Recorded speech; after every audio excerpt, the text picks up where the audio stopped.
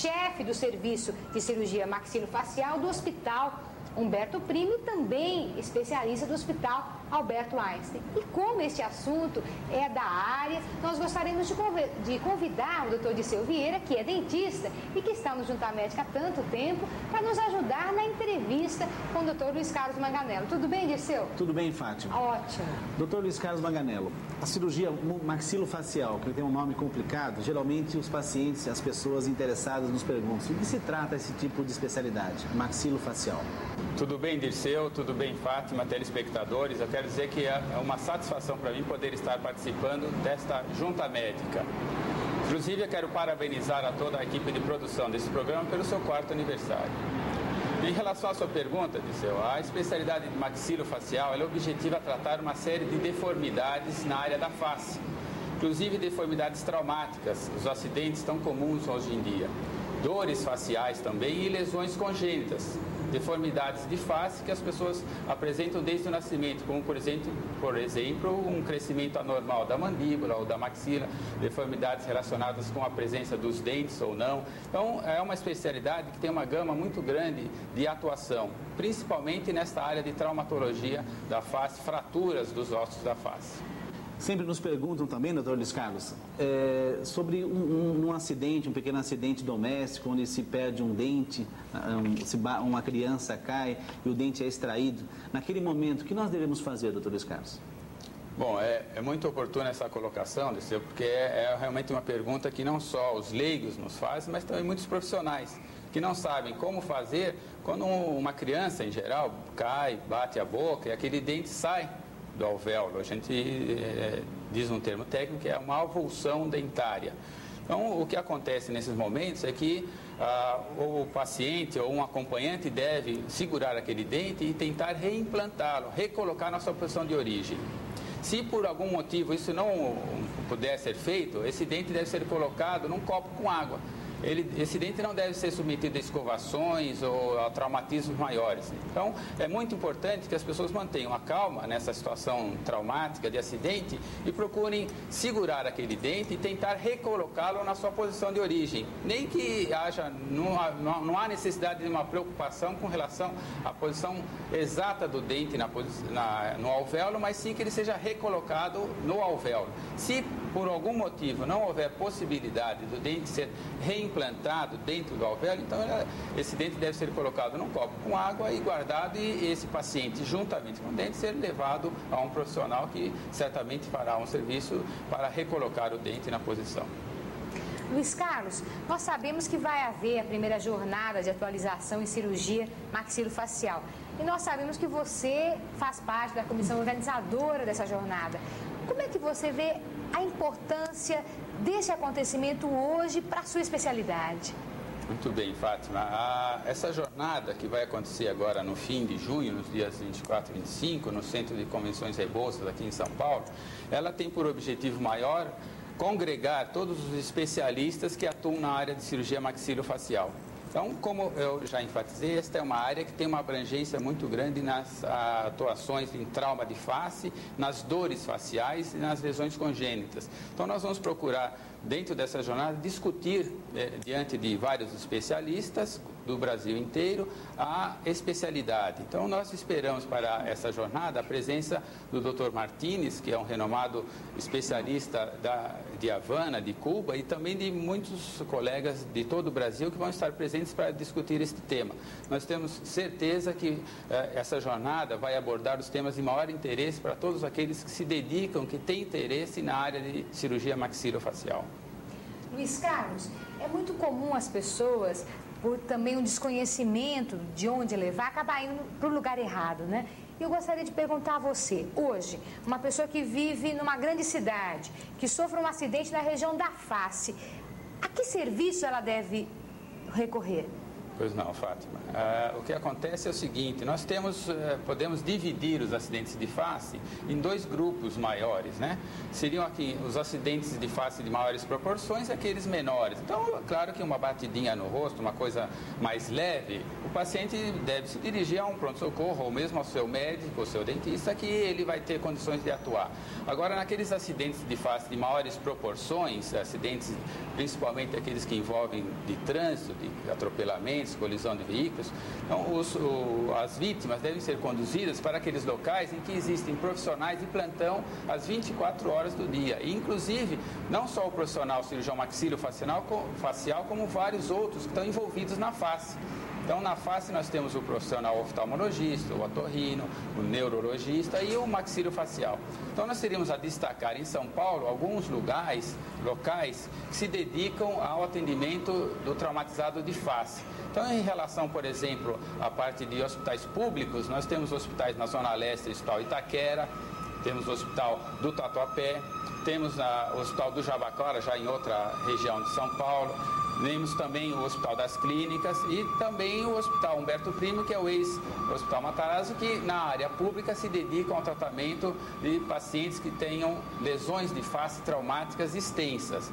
Na área já dos hospitais privados, nós temos também vários hospitais que mantêm atendimentos 24 horas por dia de pacientes com trauma de face, como o Hospital Albert Einstein, o Hospital dos Defeitos da Face e alguns outros hospitais que também se dedicam ao tratamento do paciente com trauma de face nas 24 horas do dia e que mantém equipes não só com o maxilofacial, mas como oftalmologista e outros especialistas que são necessários no atendimento global do paciente e não só numa área específica.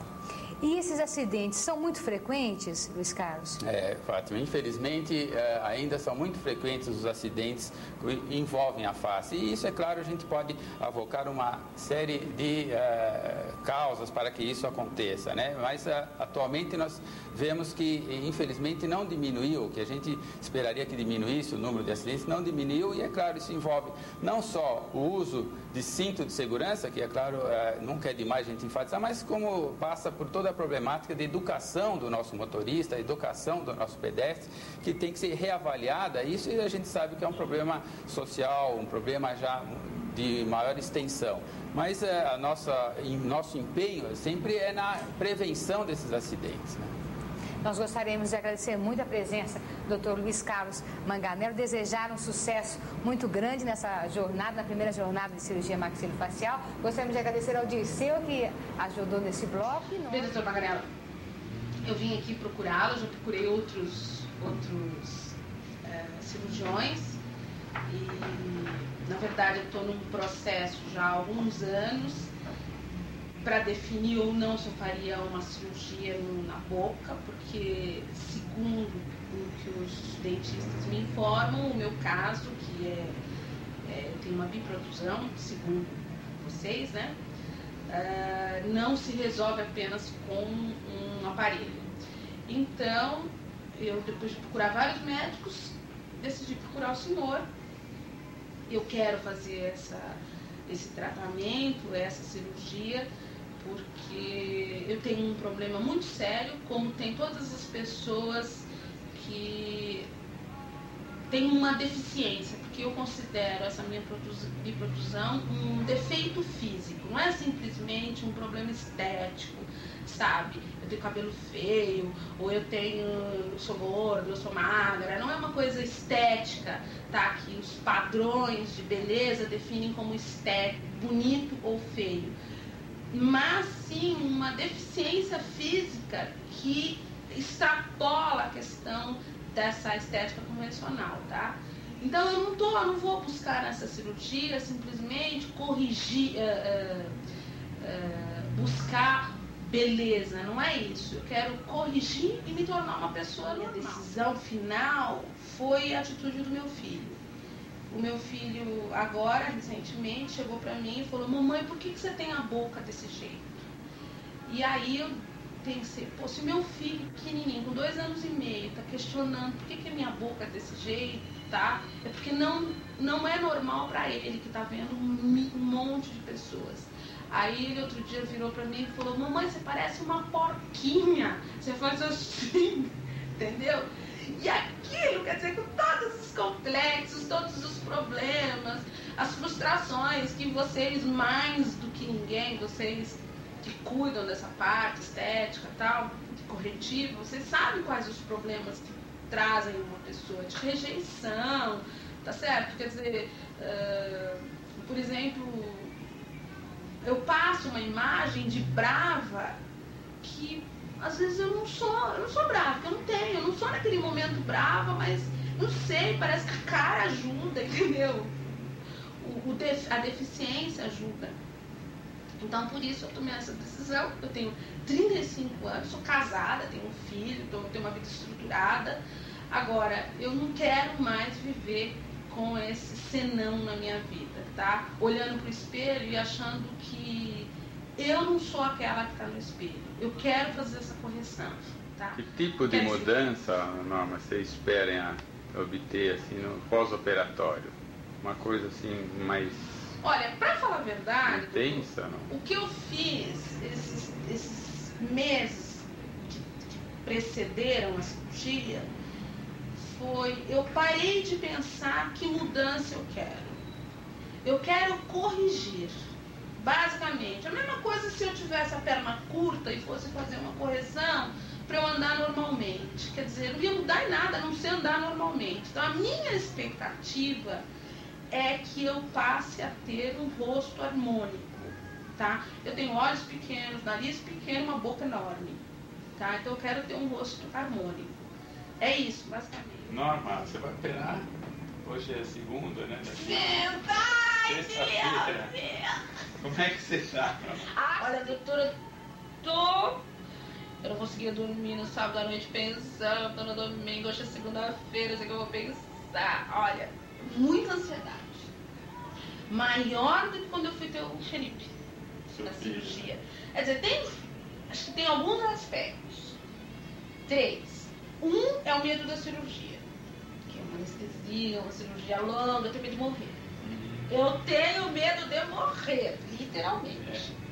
Então eu fico assim, ridículo. Aí eu me reuni esse final de semana com meus irmãos e eu pensava assim, ai meu Deus, será que eu vou morrer? Será que eu tô me despedindo da minha família? Minha irmã viu no telefone pra mim e falou assim, não, você tem certeza que você quer. Então, tenho medo de morrer. 1. 2. Segundo, eu tenho medo. Eu tenho medo de morrer. Mas eu não tenho tanto medo que eu não vá pra cirurgia. Tá certo? Então eu estou mais querendo viver melhor. É um certo nível de expectativa do resultado. Mas não é tanto, entendeu?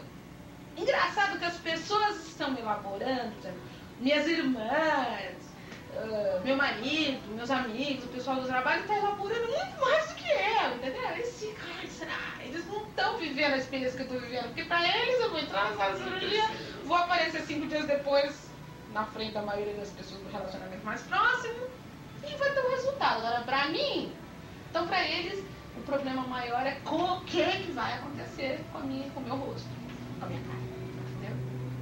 Então é isso. Então, se você quer saber, não sei como são os seus outros pacientes. Eu tô desesperada. Às vezes eu vou te contar, às vezes eu fico pensando, não, que coisa ridícula, querer fazer uma cirurgia dessa pra de velha. Imagina, ela é ridícula. Ou então eu fico pensando, pô, Deus te fez assim, minha filha, você tem mais do que se aceitar desse jeito. Todos aqueles questionamentos inevitáveis, entendeu? Mas, depois de 36 anos pensando, eu entraria naquela Norma. Tempo que você operou? Sua Norma, né? Eu operei em 1994. 4, dezembro de 94. Isso. Foi muito difícil o pós-operatório, como eu relato a minha expectativa lá naquele filme. Foi muito difícil, eu tive um quadro depressivo logo em seguida, mas depois eu fiquei sabendo que outras pessoas também têm. Mas a minha satisfação foi 100%, eu não me arrependo, foi bárbaro, me sinto feliz, emagreci, a expectativa que eu tinha de aceitação e de beleza, eu estou me sentindo ótima, maravilhosa, E foi realmente bárbaro ter feito essa cirurgia e ter passado por essa experiência. É uma experiência traumática, mas ela é muito pouco em relação à frustração que eu tinha anteriormente, que outras pessoas podem ter também, por ter um tipo de problema semelhante. Eu estou realmente muito feliz, me sinto linda, me sinto uma gata. Fica de lado um pouquinho, de um lado, do outro, mais de lado um pouquinho. Isso. Meu doutor também mudou depois de 4 anos. Então, 4 anos, né? De barba. Tudo. Vira para o outro lado. Isso. Vira mais para... Vira isso. Vira. Claro, eu fiquei 40 dias com a boca amarrada, na época era essa técnica, não sei como é que é hoje. E então eu fiquei tomando os alimentos com canudinho e logo depois da cirurgia eu percebi que eu tinha perdido uma certa sensibilidade na parte de cima da boca. A mastigação foi absolutamente normal, não tive nenhum tipo de problema. Então a minha recuperação, eu estou hoje acostumada, acho que minha boca está ótima, acho que não mudou em nada na minha vida. Só tenho preocupação com a língua, porque o trabalho de língua na época foi muito importante, está empurrando de novo meus dentes para frente, então tenho cuidado, é o cuidado que eu tenho, tá? Mas eu não tive nenhum tipo de disfunção, nenhum tipo de problema de mastigação. Então, a Melissa é uma paciente. Isso. E o senhor é o nosso cirurgião bucomaxilofacial. Ai, meu Deus, tem que vai dar nó na língua. Bucomaxilofacial. Isso aí. O que é cirurgia ortognática? Que palavrão é esse? Eu não entendi. Então, o que é isso? Olga. Bom, a cirurgia ortognática é uma parte da cirurgia bucomaxilofacial ou da cirurgia crânio-maxilofacial. E ela se destina a corrigir os defeitos ósseos na face. Então, para exemplificar, assim, por exemplo, um queixo muito para frente, muito para trás, o maxilar muito para frente, muito para cima. Então, a cirurgia ortognática se destina a qualquer imperfeição óssea na face. O senhor tem fotos, né? Tem fotos, sim. Vamos já mostrar algumas fotos, por favor? Para que a gente possa falar. Então. Por exemplo, aquele rapaz... Não, segura um pouquinho, segura, senão a gente não vai conseguir falar. Aí, segura nessa foto, segura nessa. Não. Apertaram o botão lá, doutor, disparou, não para, ó. Não tem jeito de parar esse computador, não? Vamos pegar esse caso, parou a foto. Fale desse caso, por favor. Então, Olga, por acaso esse fato é a Melissa que está aqui com a gente. É você, Melissa? Sou eu. Jura? É a Melissa, por incrível que pareça, a Melissa nos procurou há uns 4 anos, né? Diferente. Volta a foto, por favor. Então, a Melissa tem uma deformidade muito grande, mas o importante, Olga, é salientar que é uma cirurgia que se destina não só à estética, é claro que a estética tem uma importância muito grande, mas principalmente à função. E são várias as funções relacionadas, né? A mastigação, que chama mais atenção, mas a respiração também, a fala. A sua boca não fechava bem, é isso? Não. Essa impressão que a gente tem é real, então, não real. fechava bem. Não. E você tinha dores? Não sentia tanta Era só uma dor. questão de estética mesmo? Mais na articulação, né? Estralava um pouco. Sim. No caso dela, ela tinha o quê? O queixo pra frente também, doutor? Olga, o caso era complexo, né? Não só o queixo era para frente, como o maxilar, a parte de cima para trás. Então havia uma deformidade dupla, né? Tanto no maxilar quanto no queixo.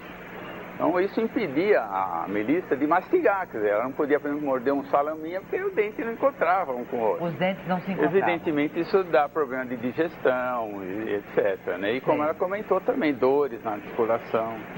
Agora, o que dizem também, né, doutor, e você, Melissa, pode falar melhor que ninguém, que é uma cirurgia traumática, que a recuperação é muito complicada, muito dolorida, demorada.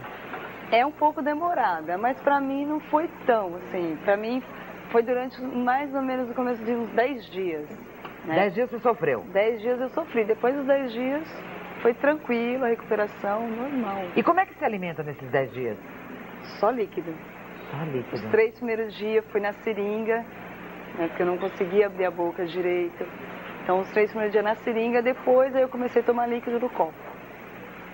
Aí disso começou, depois de um mês, 2 meses, que eu comecei a comer, assim, coisa mais pastosa. tipo purê de batata, coisa tudo batido, mas pastosa. A pessoa precisa se programar muito bem, então, para esse tipo de cirurgia, né, doutor? Isso é importante, Olga. Essa não é uma cirurgia que o paciente vai no consultório e na semana que vem está operando. Ele necessita ter um preparo que ele chama preparo de ortodontia. Então, primeiro precisa pôr o aparelho, esse aparelho dá uma acertada geral na dentição do paciente para depois ser submetido à cirurgia. Isso é importante, quer dizer, não é uma cirurgia que a paciente faça logo depois de uma consulta. Então, há uma necessidade do cirurgião se tem contato com o ortodontista, para esse ortodontista preparar para a cirurgia. E essa é a grande dificuldade, porque são poucos os ortodontistas que fazem esse tipo de preparo. Muitos até desconhecem que existe cirurgia ou que existe esse tipo de tratamento, por incrível que pareça.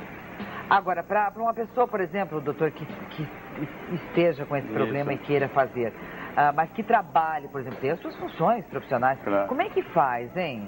Porque é difícil, não é, Melissa? É, um pouquinho.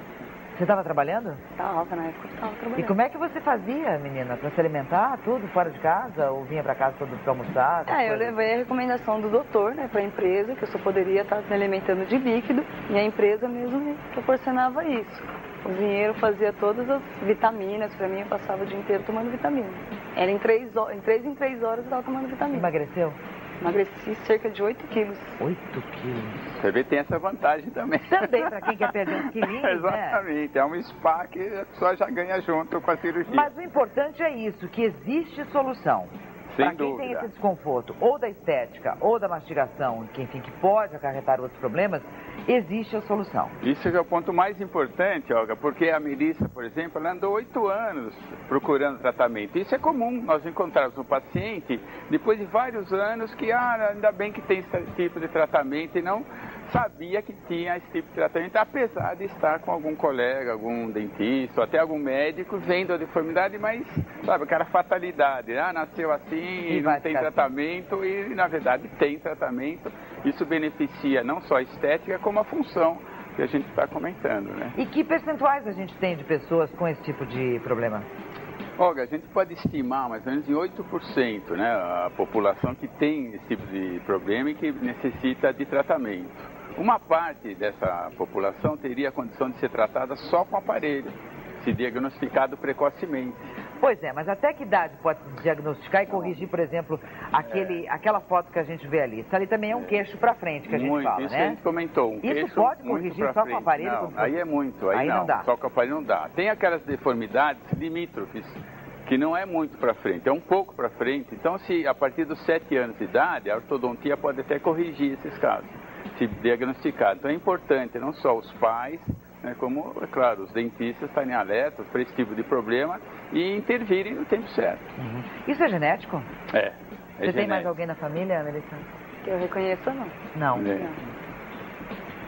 Muito bem. Nós temos 2 fotos bem interessantes para mostrar para vocês. Uma do Noel Rosa, de como ele poderia ficar se operado. Vamos ver, vamos conferir? Olha lá, ó. Tem o Ronaldinho Gaúcho. Vamos, espera aí. A de cima, aí a direita, a esquerda do seu vídeo, como ele é hoje, né? Exato. Né? E se ele operasse, o que ele tem, doutor? Olga, ele tem o que a gente chama de excesso vertical da maxila. Que a maxila Volta para a foto do Ronaldinho, por favor. A maxila cresceu muito verticalmente.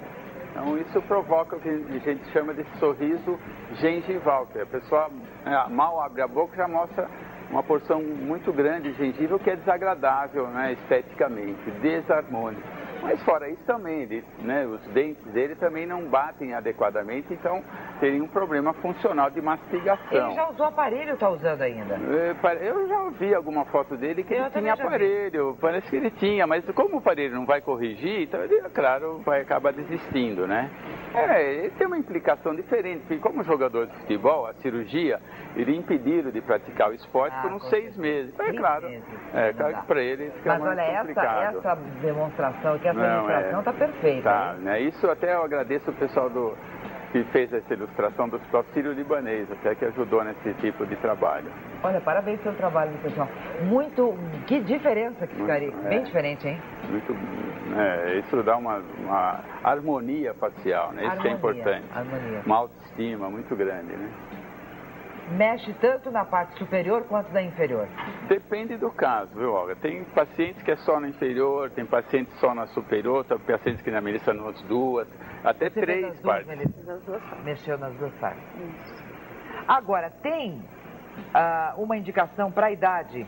Tem. Pode se operar com 15 anos, por exemplo? Não, idealmente a gente espera crescer, o organismo crescer, né? O que for para crescer, definir. Parou de crescer? Parou de crescer, está possibilitando já a cirurgia. Isso pode acontecer até 15 anos. Com mulheres tem um amadurecimento mais precoce, né? A partir de uns 15 anos a gente já pode pensar. Nos meninos, 16, 17 anos, a gente faz um estudo até ósseo para ver se a pessoa ainda tem crescimento. Quanto mais jovem, melhor?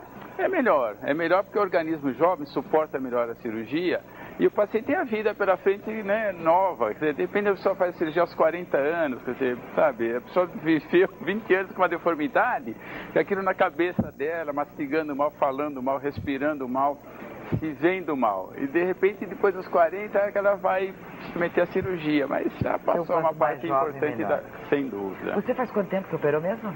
3 anos e meio. 3 anos e meio. Isso. E gostou do resultado? Adorei. Vira uma outra pessoa, né, Melissa? Eu conheço casos de pessoas assim, não esse tipo de cirurgia, mas outros tratamentos, que não sorriam, pessoas que não sorriam.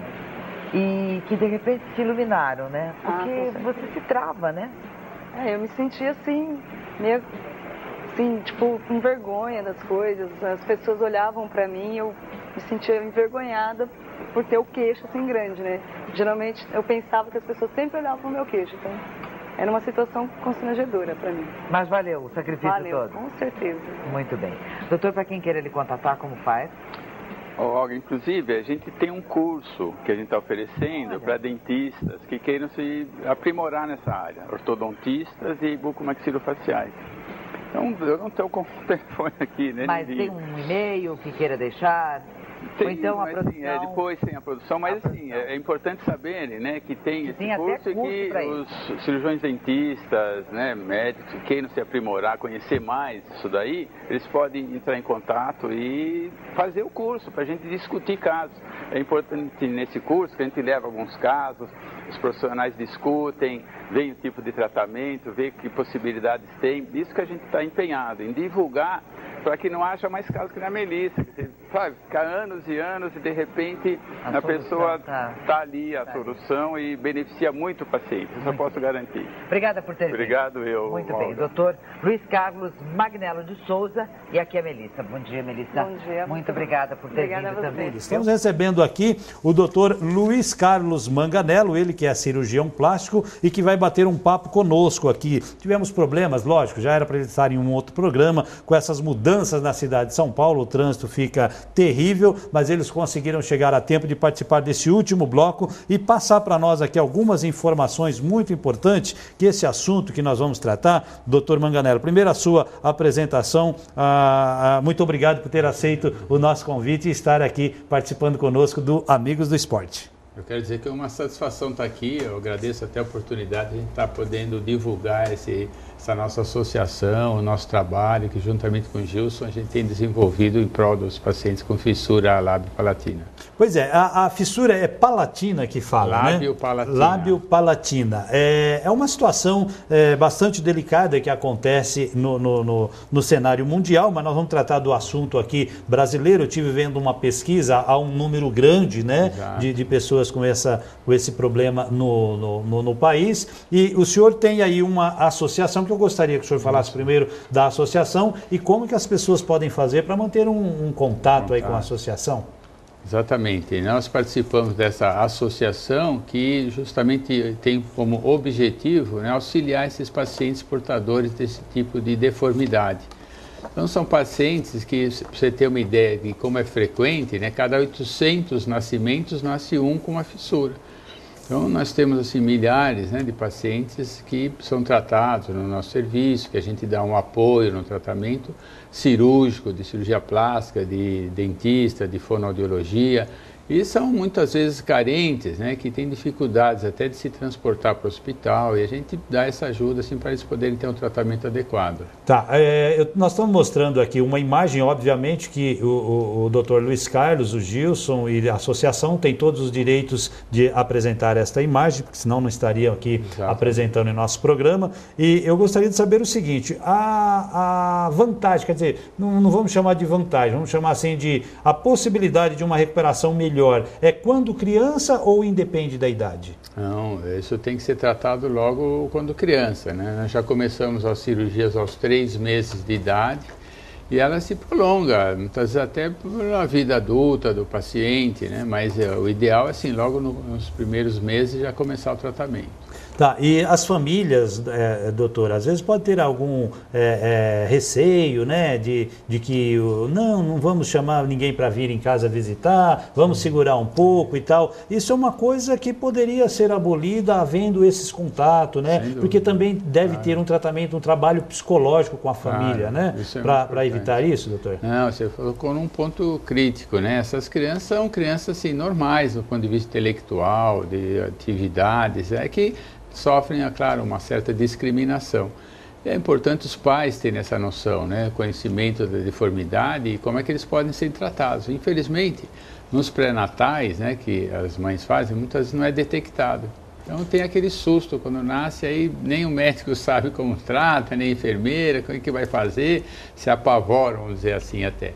E não é o caso, né? São pacientes que têm condição de ter uma vida normal, né, de ter o seu desenvolvimento, de exercer atividades normais, inclusive esportivas, serem atletas, tem todas as condições de viverem normalmente. Milton Silva, alguma colocação aí para o doutor nesse assunto? Não, é interessante esse tratamento e a gente aproveita até para indagar do doutor a questão da recuperação da autoestima. Eu penso que seja o ponto assim mais alto, não é, dessas pessoas que têm essa deficiência e que recupera por completo a sua autoestima, não é? Isso, tem toda a razão, Milton. O nosso trabalho é justamente isso. Nós queremos, né, colocar para esses pacientes que eles são pessoas normais, quer dizer, não é, eles vão ser nem melhores nem piores que os outros, quer dizer, que nós, né, assim, até porque gostam de boa saúde. Sem dúvida, não, sem dúvida. Então, são pessoas que estão aí, né, e o importante é que eles tenham tantas oportunidades quanto os outros. Perfeito. Quer dizer, não é que porque ele tem fissura que ele não pode trabalhar aqui ou ali, quer dizer, né, todos têm suas deficiências, nós temos, eles têm, então são pessoas que se encaixam no meio profissional, no meio social, que devem ter as suas oportunidades como todos os outros.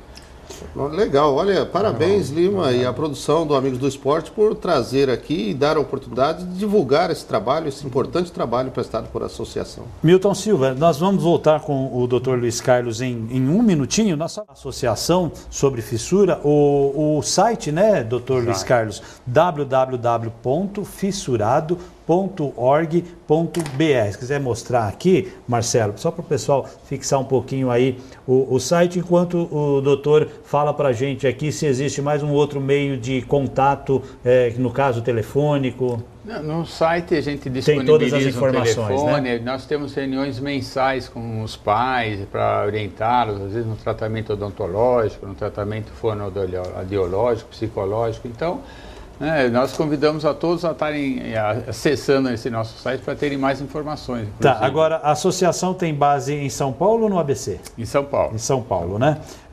Mais alguma pergunta para a gente encerrar? Com relação à associação, hoje são muitos os pacientes que buscam, que procuram pela associação, doutor? São muitos. E a gente, assim, tem uma ligação, né, com o Hospital Menino Jesus da Prefeitura de São Paulo, então todos os pacientes lá a gente está dando um amparo, dando uma orientação.